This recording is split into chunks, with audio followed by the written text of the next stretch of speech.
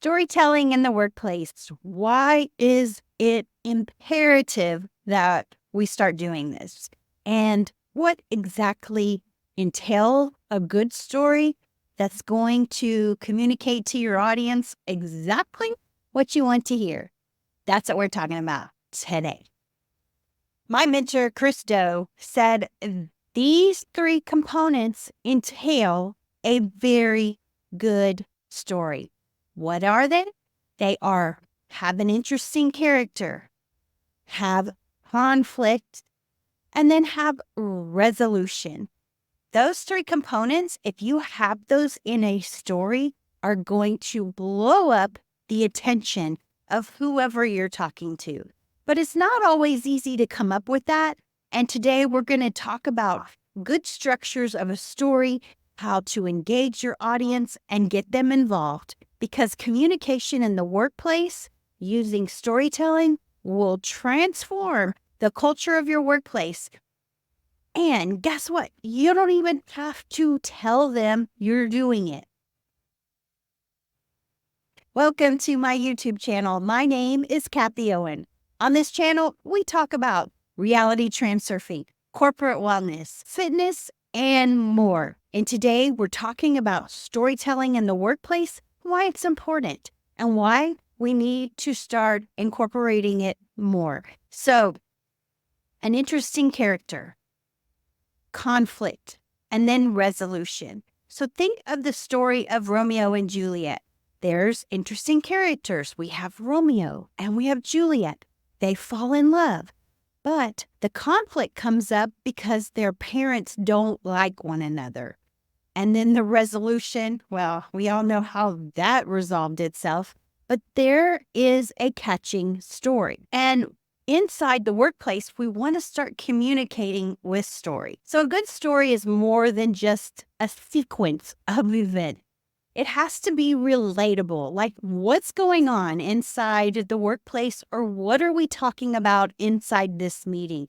You don't want to bring up a story of a party you had Saturday night at a meeting where you're trying to accomplish conflict resolution. It needs to have a clear message. So if you're talking about conflict resolution or emotional awareness, yeah, that's really important in the workplace.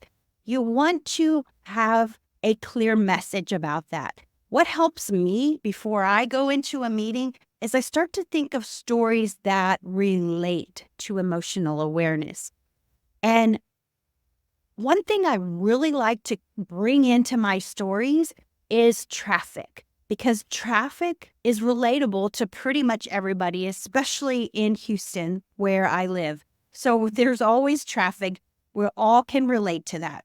And when it comes to emotional awareness, there's so many stories, interesting characters, there's relatability. So maybe we could start with a story about traffic. Because what happens when you do that, you can bring relativity into the conversation during the meeting. Hey, if you like today's episode, do me a favor and give it a thumbs up and subscribe to our channel and hit that little bell so you never miss a video from us. Let's get back into the episode. You want to create emotional connection. So recently I started doing lunch and learns at one of the places that I work at. And those have been phenomenally successful because of storytelling. And these people don't even know they're doing it. But what we start the meeting with is we have an executive in the meeting, in the lunch and learn. And they talk about what's going on inside the workplace. Usually there is conflict. It's relatable because the entire team can relate to what's going on inside these stories. And then they come up with resolutions, which the whole team breathes a sigh of relief. And then there is a structured narrative. Every story has a beginning, a middle, and an end. And you don't want to start with the end in mind, unless perhaps it's relevant like we just talked about. We interrupt this episode to tell you about our corporate wellness programs. I've been a corporate wellness professional for 12 years, and I am a consultant for other companies. I provide free resources on corporate wellness, so perhaps you may be a corporate wellness director yourself, or a human resources person, or even a CEO looking to build on your wellness programs for your team. I have a ton of free resources, some quizzes, some checklists. Be sure to check out that page at www.kathieowen.com/corporate wellness. Hope to see you there, and let's get back into the episode. And authenticity. I often say this, but authenticity is a buzzword. And when we are talking about being authentic, we want to come from a place of honesty and reality, not something made up, not a dream, those types of things. And definitely don't lie, because it'll come back to bite you. And that's inauthentic. How leaders can communicate news through stories. Number one, we celebrate success.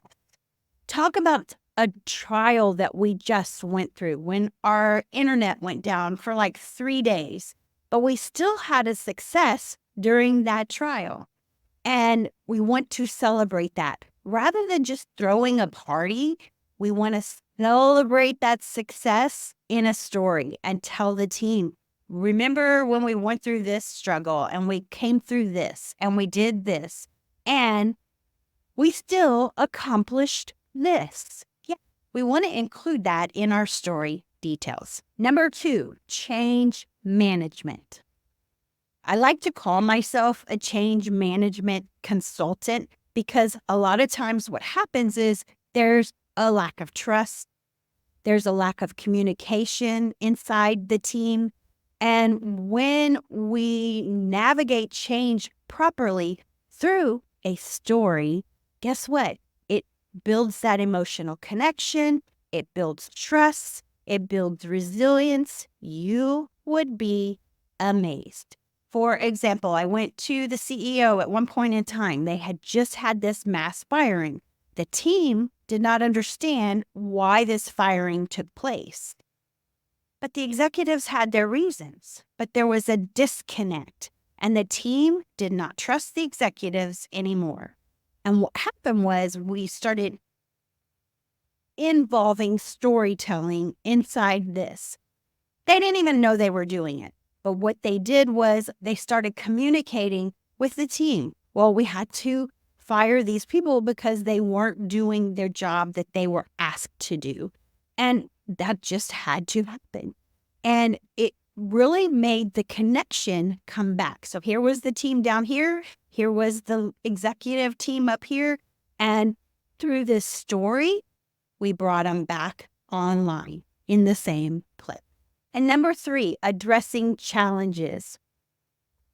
I know this one's very obvious because we have the conflict and the resolution that comes up. And I've talked about the challenges inside these stories. So when you address a challenge through a story, you make it more relatable to the team member who doesn't understand all the ins and outs of changing a company and change management. I know I just talked about that, but change management is a big deal. And it's also a challenge inside the workplace that we want to address properly so we can connect on the level and have business done the way you want it done, not the way your employees are telling you to run your business. I say that all the time. So why is teaching lessons inside your business important through storytelling? Number one, you get engagement. It helps the team to understand, oh, wow, that executive who I put up on this pedestal and thought was all of this is actually human. They actually make mistakes, or I didn't know that was going on inside the business. And when this connection comes in, it builds engagement, because what happens is a lot of times at these lunch and learns, somebody else will go back and tell their friend, oh, I learned this at that lunch and learned. Did you know that that happened inside the business? And things start spreading like wildfire. And it's amazing what happens when you start communicating through stories. You get their attention, you retain their attention. This is important. I have attended a fabulous lunch that the CEO and founder of the company planned for the entire team. And during this lunch, they decided, I don't know why, they decided to tell the team about, oh, let's talk about what we tell our board members. And it was like bullet points. The team was disconnected. People started talking during this lunch, and it wasn't effective because there was no relatability for the team members and the executives. We need something that's going to retain their attention. And that signal right there, it wasn't a mistake. It was an opportunity for them to see, oh, this does not engage the team. We can't talk about budget during these times, even though that's what we need to talk about. Well, guess what? A story is going to tell them in a better way that they can relate to what you're trying to teach them, as opposed to giving them numbers or telling them, showing them graphs of different things. No, it's not going to work across the board. And that's what we want. Am I right? So number 3, why teaching lessons is important is because I just drew a blank. I do that a lot. But because this is not live, I can cut and paste it. And I have bloopers at the end of every video. Be sure to stay to the end and catch my bloopers because this one will be there. Why teaching lessons through stories is best is because it builds a connection. Again, let's go back to that luncheon where you're showing them bullet points about their budget. It's not going to work because the team members are not going to pay attention to that. They want to have a connection with you. They want to know that you're human and that you're understandable and relatable. And the last reason for why teaching lessons through stories is influence. Bottom line, we want to create influence. And I like the book Influence by Robert Cialdini. It talks about this. But another book I really, really enjoyed reading about influence is Amplify Your Influence by Renee Rodriguez. And I will have a link to that book in the show notes and description below. But what he teaches us is telling stories is a great way to communicate and have your influence. What happens is it's easier for you to remember, number 1. It makes it more relatable. Oh, there's that word, relatable. And it makes it more understandable to your audience, whoever that may be. And your influence comes across like skating on glass. Super easy. So let's talk about how to put the story together. I know I said that there's interesting characters, there is a point of conflict, and there's a point of resolution. And that really composes the story, but let's talk about how to put it together. Number 1, identify your purpose. What is the reason we're telling this story? Remember, let's go back to the emotional awareness, the meeting that we're going to have. We don't want to talk about the party we had last weekend. We don't want to talk about the coffee we drank the other day. Well, unless that is the purpose of your story. We could relate it in a way that the people are going to understand what our message is we're trying to get across. Because when you start with that story, you can always bring it back to other components that happen inside that meeting. That is your purpose. And then number 2, know your audience. Let's go back to that luncheon where they talked about numbers and budget. We were having a celebratory luncheon. The team member didn't understand this, and therefore you lost their attention. When you know your audience, you could tell them a story about a time perhaps that you struggled with your budget, or perhaps when you helped somebody overcome their budget issues. And at the very end of the story, part of the resolution can be, and this is how we're going to resolve our budget issues that we're going through right now. Because then everybody will put the story together. That is knowing your audience. Number 3, choose a relatable scenario. Okay, what did I say? What I want to talk about? The coffee we drank at an emotional awareness meeting or at a celebratory luncheon, unless it is relatable, a relatable scenario. That's why I like talking about traffic, especially when I'm at a pull for whatever's trying to get my point across, because inevitably I can come up with a story about traffic that is relatable to what I'm trying to teach. Develop the characters. Okay, let me give you an example of this that relates to emotional awareness and traffic. There is this intersection where you can turn right on red, and there's a car at the front of this intersection, and there's all these cars backed up because this car is going to go straight, and this light is very long. Well, the person in this car up here is very unaware of what's going on around them. Perhaps they're sitting there drinking a cup of coffee, looking at their phone because they know this light is long. And then there's 10 cars behind them and all 10 of them want to turn right. But they're not even looking in their rearview mirror. They're looking at their phone. They're doing their makeup. They're this person that could be somebody your friend, but you're really pissed at them right now because they're not turning right on red and you're getting stuck at the next light and the next light and the next light. Did that person even know that they were going to mess up your chi and mess up your timing? That person up there is just a relatable character. That's what that is. And that relatable character, we've all done this before, been totally unaware of everything that's going on around us in our car, except for us, because that's what most people care about is themselves.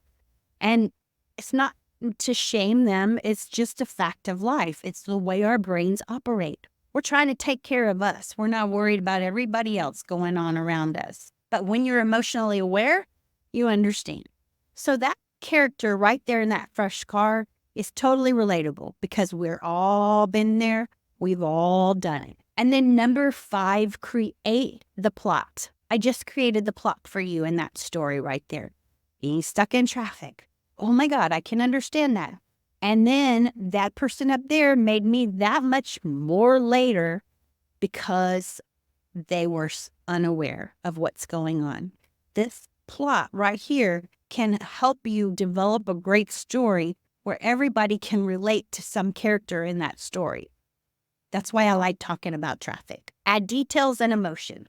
So I add details and emotions in that because I'm talking about the people that are getting mad that want to go ahead and not have to be stuck at the next light and the next light and the next light. And the emotions I'm evoking are telling you, oh, you felt that before. I felt that anger. I've been mad. Why isn't this person paying attention? What's going on? But I've also been the person that's in the first car where I'm doing my makeup or I am looking at my phone because I know this light is long. And I'm not paying attention to what's going on behind me because I don't need to. I just want to go straight. See, I brought in emotions, all of that good stuff, and practice and refine. I have told that story about traffic many, many times, and I will tell it many more times in the future because it's very relatable and very understandable, but I will change it. I will change it. When I'm editing this, I will look at that and I'm like, yeah, I should have said this. I should have said that. I mean, should is a dirty word. You'll hear me say that a lot, but practice it, refine it. It's always going to get better. It could always be better. There's no such thing as perfect. Done is better than perfect. So I write a blog post that goes with this episode, and actually every video I do has a blog post. I have it in the link in the show notes and description below. But right now, I'm going to give you a simple template to get you started on your storytelling communication. Number 1, you want to start with an introduction. Remember, there's a beginning, a middle, and an end. I'm going to give you the beginning right now. So you want to start with that. introduction, you want to set the scene. You want to use as many details as you can. You want to spread it inside their mind of your audience. You just want to catch them. You want to hook them. You've heard the hook. You want to line and sinker and get them hooked into your story. So you want to set with a powerful introduction with what? Interesting characters. Or just set the scene. Set the scene. Once upon a time in this office, we had this struggle. Back in 2019, we hit this recall. And what happened was, and go into your story, which is your body of your story.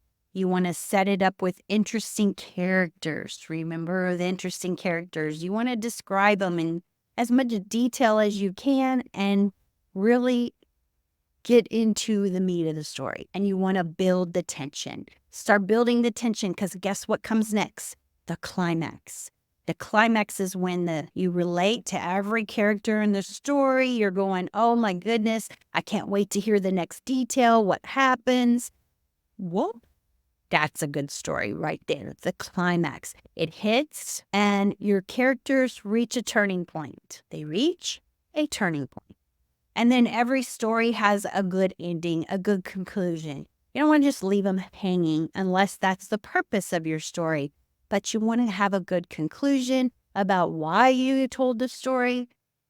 But there's always a good conclusion. And a lot of times at the Lunch and Learns, how those stories conclude is we go to the next person at the table. And the next person at the table has a very easy time of telling their own story because then they get to talk about themselves. They just heard about this person and then this person and then this person and then this person. And the things that happen in these meetings are phenomenal. It's just works like magic. All right. That's my episode for today. I trust that you found it helpful. As I said earlier in the episode, be sure to check the links in the show notes and description below because inside the blog post that goes with this episode, I'm going to have resources on storytelling. I'm an avid reader, as you may or may not know, but storytelling has made a difference in my life in a powerful way. And a lot of these books that I've read talk about storytelling. Like Kendra Hall is a phenomenal author about storytelling and speaker, by the way. And then also the Renee Rodriguez book will be there as well. So I hope to see you there. And I trust that you found today's episode helpful. If you know somebody who can benefit from this, please share it with them. And until next time, I will see you next time. Peace out and namaste. Meow.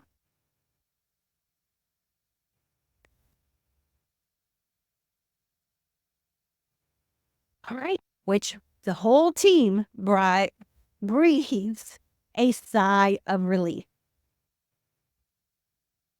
I'm recording. Guess what? I'll see. I'm recording. So number 3, why teaching lessons is important is because I just drew a blank. I do that a lot. But because this is not live, I can cut and paste it. And I have bloopers at the end of every video. Be sure to stay to the end and catch my bloopers because this one will be there. And the final reason why you want to teach why you want to communicate through lessons. Oh my God. There's going to be a lot of bloopers on this one. I just know it.